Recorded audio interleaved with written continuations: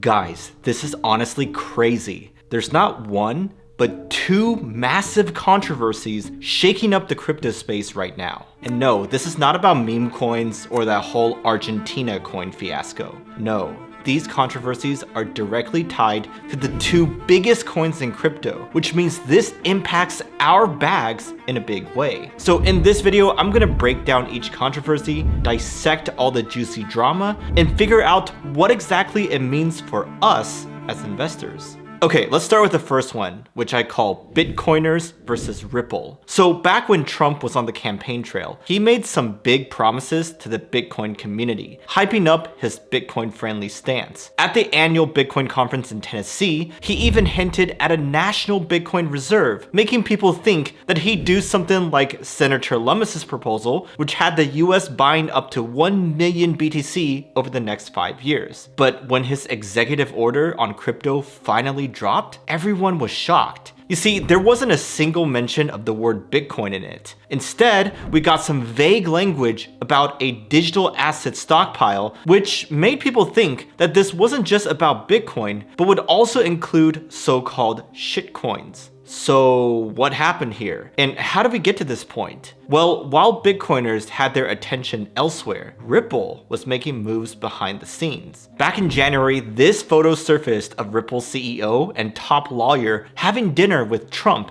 at Mar-a-Lago. Now, this caught people off guard because Ripple's co-founder had previously donated big money to Kamala Harris. And before the election results came in, Ripple's CEO was even urging bipartisanship. Yet now they're cozying up to Trump? I mean, they're clearly trying to play both sides here. But the XRP army, of course, saw the digital asset stockpile as a massive win. They believed it meant that XRP was destined to be in that stockpile. After all, Trump has said that he wants to prioritize US-based coins, possibly even making them tax-free to trade. But Bitcoiners, on the other hand, were furious. They accused Ripple of trying to derail the Bitcoin reserve and pointed to Ripple's long history of anti-Bitcoin actions, such as their Greenpeace ads that attacked Bitcoin mining. They also highlighted Ripple's centralized nature, like how they literally lost part of their ledger and just decided to start it from block 32,570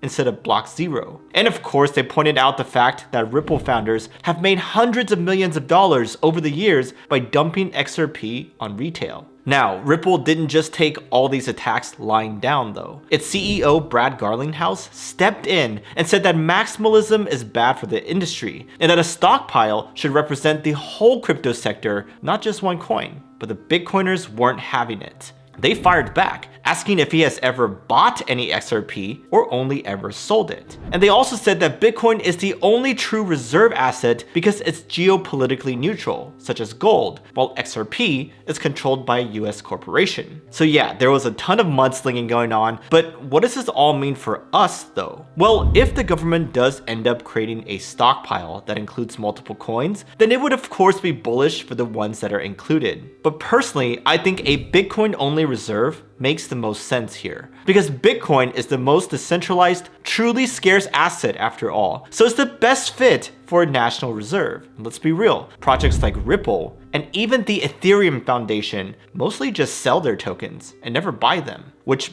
brings us to the second big controversy, one that's tearing the Ethereum community apart. But before we get to that, you gotta check out Breakout, which is a prop trading firm that's also the sponsor of this video. But you should check them out because it's super unique. Like, you can trade with their funds instead of your own. Basically, Breakout lets you trade with large account balances for a small upfront fee. All you gotta do is pick the account size you'd like to buy an evaluation for and hit the profit target to become a funded trader. Once funded, you keep up to 90% of the gains you make without risking your own money on every trade. And on Breakout, you can trade anything from BTC and ETH to all the latest and hottest meme coins with top tier liquidity. There's no restrictions, no delays, just pure trading freedom. Now, if this sounds too good to be true, well, it is quite good, but it's also legit. Like, just check out their Trustpilot rating. And if you look into it further, you'll see that a lot of the top traders on crypto Twitter actually use them as well. Just look into it yourself if you don't believe me. And if you decide that you want to join the thousands of funded traders making bigger gains with less risk? Then just use my link in the description and enter this code at checkout for a discount. Alright, back to the Ethereum drama. And this one really boils down to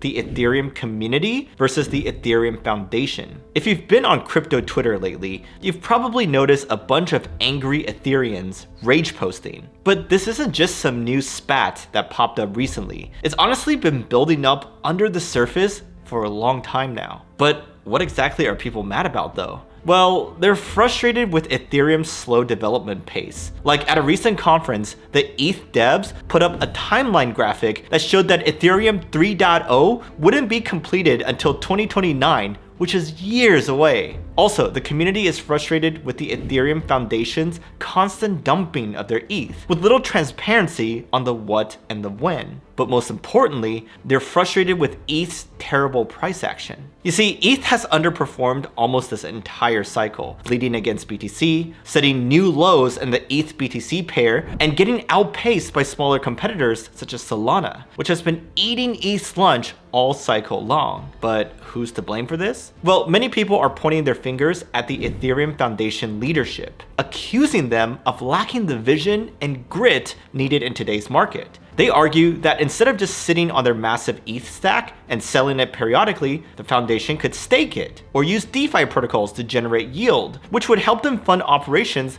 without needing to dump as much. Now, the outrage got so bad that some longtime Ethereum holders removed their .eths from their X profiles as a form of protest. But then, things took an even crazier turn. You see, some people in the community singled out Aya Miyaguchi, the executive director of the Ethereum Foundation, as the reason for Ethereum's problems. They accused her of having a soft, woke mentality, and even brought up old quotes where she talked about wanting to teach people to be okay with losing. Some even called her the Kamala Harris of crypto, arguing that she isn't the wartime leader that Ethereum needs. Now, the cyberbullying went so far that Vitalik himself had to step in to defend her, saying that the leadership decision rests with him alone, and he also reminded people of all the good things that Aya has done for the space. But here's the interesting thing though, leadership changes were already in the works behind the scenes. Like, the foundation is restructuring, and a new board is expected, which could lead to a new executive director. But knowing Ethereum, it won't happen that quickly. So some people in the community have already started pushing for a specific person to replace Aya, and that'd be Danny Ryan, a longtime Ethereum researcher. In several informal polls, Danny won overwhelmingly as the community's preferred choice. And honestly, I think that changes at the top could be bullish for Ethereum in the long run. A more aggressive, winner's mindset could help ETH regain its momentum. That said, any major changes will take time, but if investors see that Ethereum is shifting towards a more strategic, aggressive approach, it could restore confidence in ETH. And that's ultimately what matters for price action. Now, personally, I used to be a massive ETH fan, and I still am, to a certain extent. But earlier in this cycle, I sold most of my ETH because I saw many of the same issues that the community was upset about. But what did I do with those proceeds? Well, I used it to buy other coins, of course. One of them being none other than Hyperliquid's Hype. If you want to find out why I like that so much, then just watch this video right here.